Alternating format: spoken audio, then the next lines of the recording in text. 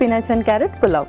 Wow, so మంచి combination spinach carrot pulao. So అస్సలు ఆలస్యం చేయకూడదు. సో స్టార్ట్ చేసేద్దాం ప్రాసెస్. Okay, ingredients తెచ్చేస్తాను.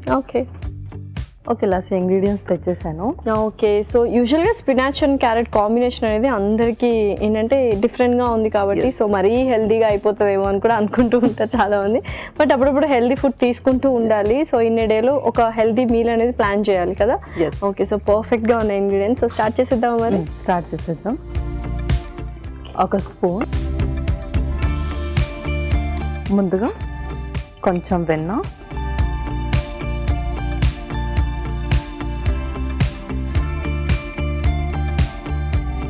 ఆ తర్వాత హోల్ స్పైసెస్,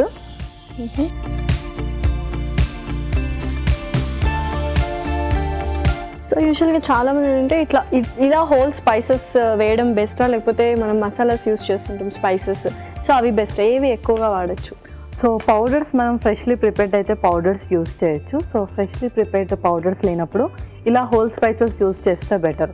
సో ఎందుకంటే ఇందులో మనకు మంచి యాంటీ బ్యాక్టీరియా ప్రాపర్టీస్ కూడా ఉంటాయి కాబట్టి హోల్ స్పైసెస్ కూడా కొంచెం రేర్గా మన డైట్లో ఇంక్లూడ్ చేస్తూ ఉండాలి. పర్ఫెక్ట్, సో అరోమా వచ్చేస్తుంది. నెక్స్ట్ ఇంకొక స్పూన్, ఆ తర్వాత జీలకర్ర,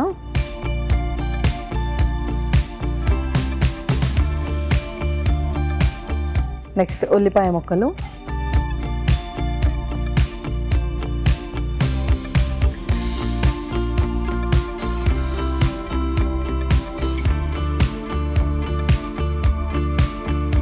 సో ఇది one type of flavoured rice అని చెప్పొచ్చు. సో ఫ్లేవర్డ్ రైస్ అనేవి చాలా ఈజీగా ప్రిపేర్ చేసుకోవచ్చు. అండ్ ఇంకోటి ఎక్స్ట్రా ఏమంటారు చట్నీ కానీ లేకపోతే ఎక్స్ట్రా రెసిపీ ఏమి చేసుకోని అవసరం లేదు. సో ఇవి ఏ టైంలో తీసుకుంటే బెటర్ ఫ్లేవర్? సో ఇది వచ్చేసి మనం ఆఫ్టర్నూన్ టైంలో తీసుకోవడం బెటర్. సో ఇప్పుడు అందరూ కూడా వర్కింగ్ ఉమెన్స్ అయిపోయారు. అండ్ ఆఫ్టర్నూన్ మీల్ వచ్చేసి అందరు కంప్లీట్గా తీసుకోవాలి, ఎందుకంటే నైట్ తీసుకోరు. ఇప్పుడు డైట్ అని చెప్పేసి నైట్ ఓన్లీ చపాతీస్ లేదంటే సూప్స్ సలాడ్స్ అలా తిని పడుకుంటున్నారు. కాబట్టి ఆఫ్టర్నూన్ కంప్లీట్ మీల్ తీసుకునేటప్పుడు మనకు ఒక 2-3 కాంబినేషన్స్ అనేది ఉండాలి. సో ఆఫ్టర్నూన్ టైంలో ఇది చాలా బెటర్. ఓకే, నెక్స్ట్ పచ్చిమిర్చి,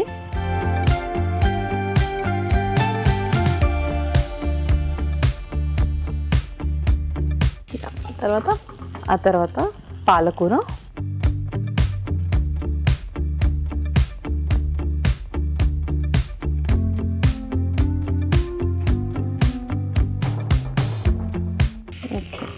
సో మనం ఆకుకూరలు ఎంత వేసినా కూడా అవి చాలా తక్కువ క్వాంటిటీ అయిపోతాయి వన్స్ కుక్ అవ్వడం స్టార్ట్ అయితే. సో ఇది కూడా అట్లనే. సో నెక్స్ట్ ఏంటి? నెక్స్ట్ మనం క్యారెట్ తురుము కూడా వేసేద్దాం. ఓకే,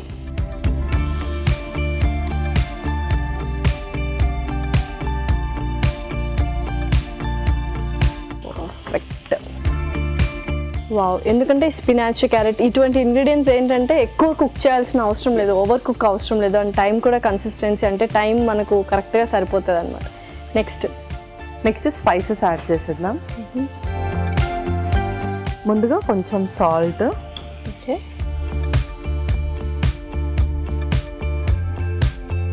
ధనియా పౌడర్, కొంచెం పసుపు, ఆ తర్వాత కారం కూడా.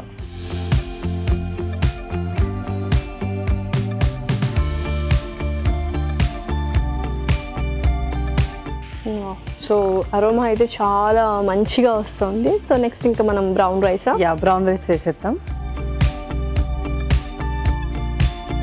ఆల్రెడీ కుక్ చేసిన బ్రౌన్ రైస్,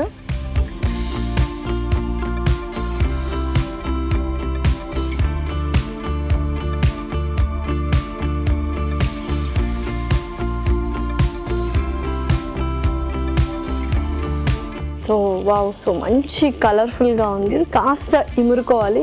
ఓకే పల్లవి, సో పర్ఫెక్ట్గా కుక్ అయిపోయింది కదా. సో ఇంకా స్టవ్ ఆఫ్ చేస్తున్నాను. ఒకసారి పుదీనా వేసి కలిపేసుకుందాం. ఓకే,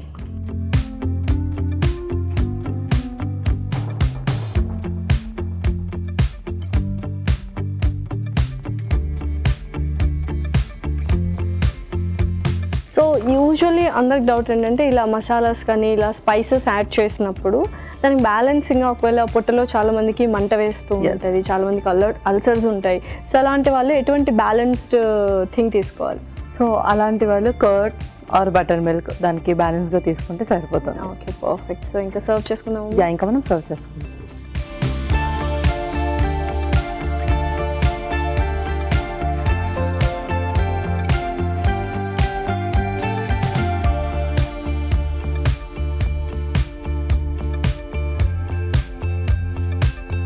అలాగే కొంచెం కొత్తిమీరతో గార్నిష్ చేద్దాం. Okay Lasya spinach and carrot pulao ready.